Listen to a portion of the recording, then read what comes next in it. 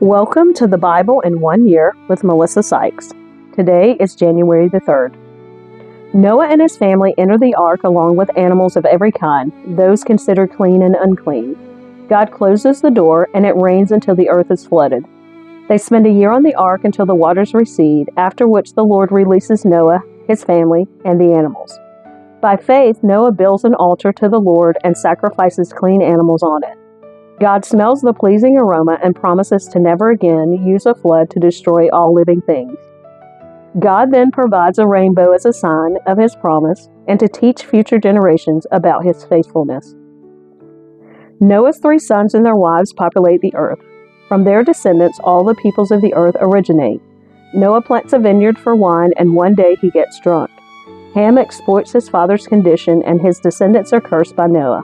The flood did not remove sin's stain from the heart of humanity. The flood covers the earth. Genesis chapter 7, verses 1 through 24. When everything was ready, the Lord said to Noah, "Go into the boat with all your family, for among all the people of the earth, I can see that you alone are righteous. Take with you 7 pairs, male and female, of each animal I have approved for eating and for sacrifice, and take 1 pair of each of the others. Also take 7 pairs of every kind of bird.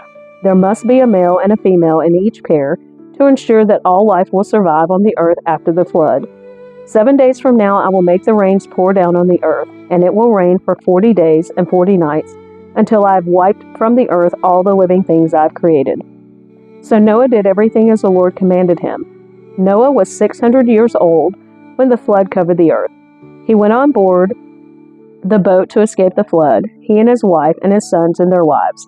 With them were all the various kinds of animals, those approved for eating and for sacrifice, and those that were not, along with all the birds and the small animals that scurry along the ground. They entered the boat in pairs, male and female, just as God had commanded Noah. After 7 days, the waters of the flood came and covered the earth. When Noah was 600 years old, on the 17th day of the 2nd month, all the underground waters erupted from the earth, and the rain fell in mighty torrents from the sky. The rain continued to fall for 40 days and 40 nights. That very day, Noah had gone into the boat with his wife and his sons, Shem, Ham, and Japheth, and their wives. With them in the boat were pairs of every kind of animal, domestic and wild, large and small, along with birds of every kind. 2 by 2 they came into the boat, representing every living thing that breathes. A male and a female of each kind entered, just as God had commanded Noah. Then the Lord closed the door behind them. For 40 days the flood waters grew deeper, covering the ground and lifting the boat high above the earth. As the waters rose higher and higher above the ground, the boat floated safely on the surface. Finally, the water covered even the highest mountains on the earth, rising more than 22 feet above the highest peaks. All the living things on earth died: birds, domestic animals, wild animals, small animals that scurry along the ground, and all the people. Everything that breathed and lived on dry land died. God wiped out every living thing on the earth: people, livestock, small animals that scurry along the ground, and the birds of the sky. All were destroyed. The only people who survived were Noah and those with him in the boat, and the flood waters covered the earth for 150 days. The flood recedes. Genesis chapter 8, verses 1 through 22. But God remembered Noah and all the wild animals and livestock with him in the boat.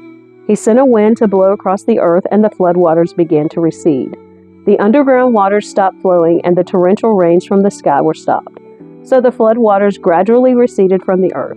After 150 days, exactly 5 months from the time the flood began, the boat came to rest on the mountains of Ararat. 2.5 months later, as the waters continued to go down, other mountain peaks became visible. After another 40 days, Noah opened the window he had made in the boat and released a raven. The bird flew back and forth until the flood waters on the earth had dried up. He also released a dove to see if the water had receded and it could find dry ground. But the dove could find no place to land because the water still covered the ground. So it returned to the boat, and Noah held out his hand and drew the dove back inside. After waiting another 7 days, Noah released the dove again. This time the dove returned to him in the evening with a fresh olive leaf in its beak. Then Noah knew that the flood waters were almost gone. He waited another 7 days and then released the dove again. This time it did not come back. Noah was now 601 years old. On the first day of the new year, 10.5 months after the flood began, the flood waters had almost dried up from the earth. Noah lifted back the covering of the boat and saw that the surface of the ground was drying. 2 more months went by, and at last the earth was dry. Then God said to Noah, "Leave the boat, all of you and your wife and your sons and their wives. Release all the animals, the birds, the livestock, and the small animals that scurry along the ground, so they can be fruitful and multiply throughout the earth." So Noah, his wife, and his sons and their wives left the boat, and all of the large and small animals and birds came out of the boat, pair by pair. Then Noah built an altar to the Lord, and there he sacrificed as burnt offerings the animals and birds that had been approved for that purpose. And the Lord was pleased with the aroma of the sacrifice and said to himself, "I will never again curse the ground because of the human race, even though everything they think or imagine is bent toward evil from childhood. I will never again destroy all living things. As long as the earth remains, there will be planting and harvest, cold and heat, summer and winter, day and night." God's covenant with Noah. Genesis chapter 9, verses 1 through 17. Then God blessed Noah and his sons and told them, "Be fruitful and multiply, fill the earth. All the animals of the earth, all the birds of the sky, all the small animals that scurry along the ground, and all the fish in the sea will look on you with fear and terror. I have placed them in your power. I have given them to you for food, just as I have given you grain and vegetables. But you must never eat any meat that still has the lifeblood in it. And I will require the blood of anyone who takes another person's life. If a wild animal kills a person, it must die. And anyone who murders a fellow human must die. If anyone takes a human life, that person's life will also be taken by human hands. For God made human beings in his own image. Now be fruitful and multiply, and repopulate the earth." Then God told Noah and his sons, "I hereby confirm my covenant with you and your descendants, and with all the animals that were on the boat with you, the birds, the livestock, and all the wild animals, every living creature on the earth. Yes, I am confirming my covenant with you. Never again will flood waters kill all living creatures. Never again will a flood destroy the earth." Then God said, "I am giving you a sign of my covenant with you and with all living creatures for all generations to come. I have placed my rainbow in the clouds. It is the sign of my covenant with you and with all the earth.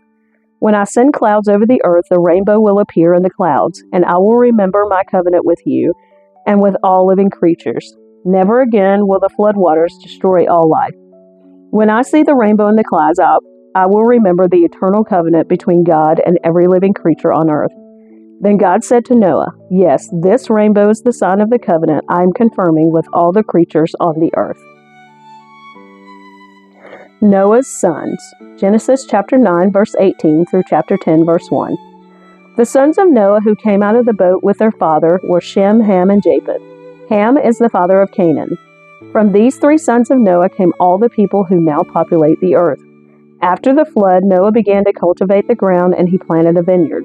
One day he drank some wine he had made, and he became drunk and lay naked inside his tent. Ham, the father of Canaan, saw that his father was naked and went outside and told his brothers. Then Shem and Japheth took a robe, held it over their shoulders, and backed into the tent to cover their father. As they did this, they looked the other way so they would not see him naked. When Noah woke up from his stupor, he learned what Ham, his youngest son, had done. Then he cursed Canaan, the son of Ham. "May Canaan be cursed. May he be the lowest of servants to his relatives." Then Noah said, "May the Lord, the God of Shem, be blessed, and may Canaan be a servant. May God expand the territory of Japheth. May Japheth share the prosperity of Shem, and may Canaan be his servant." Noah lived another 350 years after the great flood. He lived 950 years, and then he died. This is the account of the families of Shem, Ham, and Japheth, the 3 sons of Noah. Many children were born to them after the great flood. Descendants of Japheth. Genesis chapter 10, verses 2 through 5. The descendants of Japheth were Gomer, Magog, Madai, Javan, Tubal, Meshech, and Tiras. The descendants of Gomer were Ashkenaz, Riphath, and Togarmah. The descendants of Javan were Elishah, Tarshish, Kittim, and Rodanim.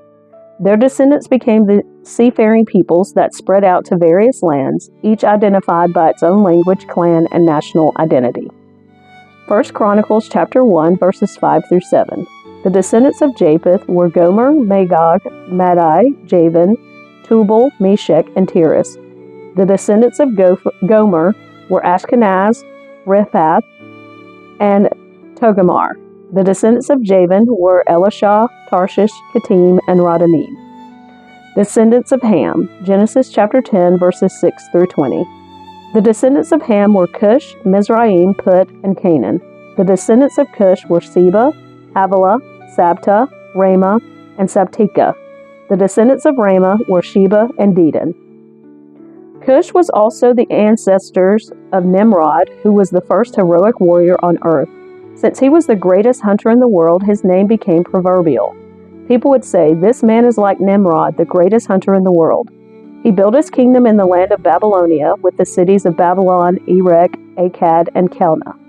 From there he expanded his territory to Assyria, building the cities of Nineveh, Rehoboth-ur, Calah, and Rezin, the great city located between Nineveh and Calah. Mizraim was the ancestor of the Ludites, Anamites, Leabites, Naphtuhites, Pathrusites, Caslahites, and the Caphtorites, from whom the Philistines came. Canaan's oldest son was Sidon, the ancestor of the Sidonians. Canaan was also the ancestor of the Hittites, Jebusites, Amorites, Girgashites, Hivites, Arkites, Sinites, Arvadites, Zemarites, and Hamathites. The Canaanite clans eventually spread out, and the territory of Canaan extended from Sidon in the north to Gerar and Gaza in the south, and the east as far as Sodom, Gomorrah, Admah, and Zeboim near Lasha. These were the descendants of Ham, identified by clan, language, territory, and national identity. 1 Chronicles chapter 1, verses 8 through 16. The descendants of Ham were Cush, Mizraim, Put, and Canaan. The descendants of Cush were Seba, Havilah, Sabta, Ramah, and Sabteka. The descendants of Ramah were Sheba and Dedan. Cush was also the ancestor of Nimrod, who was the first heroic warrior on earth.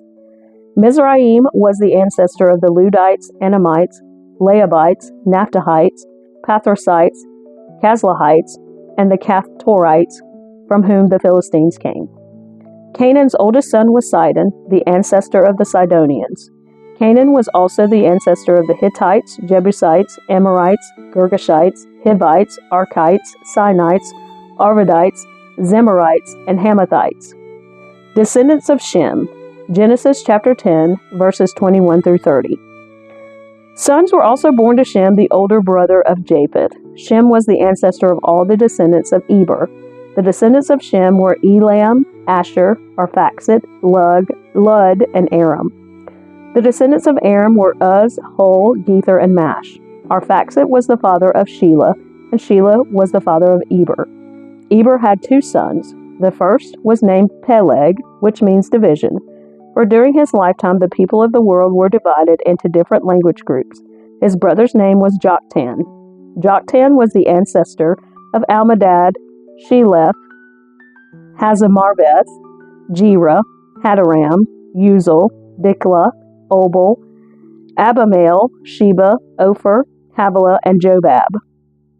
All these were descendants of Joktan. The territory they occupied extended from Mesha all the way to Sephar in the eastern mountains. 1 Chronicles chapter 1, verses 17 through 23.